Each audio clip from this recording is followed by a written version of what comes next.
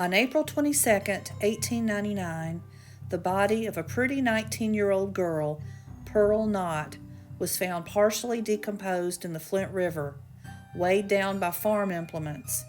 She had been shot in the head with a .44 caliber revolver. She had been dead 10 days.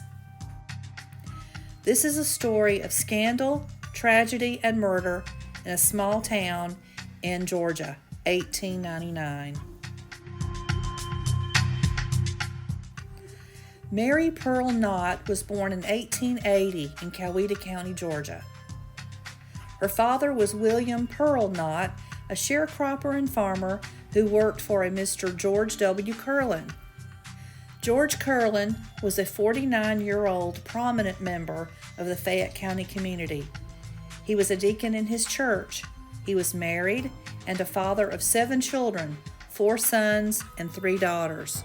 3 years before her murder, at age 17, she became pregnant, and according to court testimony, the father was Dr. J. E. Ware, a former legislator and practicing physician in Fayetteville. The child was born but died at a few weeks old. Pearl's father pursued criminal charges against Dr. Ware, but nothing came of it. Pearl went on with her life and became active in her church. This is where she came to know the Kerlin family, particularly the elder Kerlin, George, the 49-year-old Baptist deacon and prominent farmer. He became fascinated with Pearl, and soon their relationship became, in the words of the day, familiar and intimate. It was all kept quiet until Pearl ended up dead in the Flint River, pregnant and dead.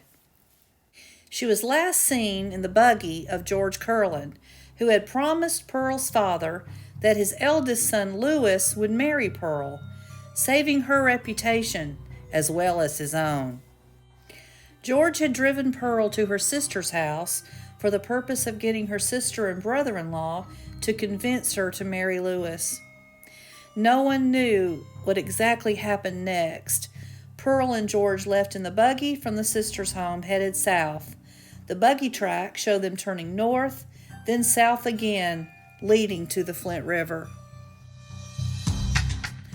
Authorities believed Pearl Knott was murdered somewhere in northern Fayette County, 5 miles from where her body was deposited in the river. They found no signs of violence or blood on the riverbank. Kerlin was taken to the Fayette County Jail, but it was soon apparent that a lynch mob was after George Kerlin. He was taken to the Fulton County Jail Tower and placed into one of the cells on Murderers Row.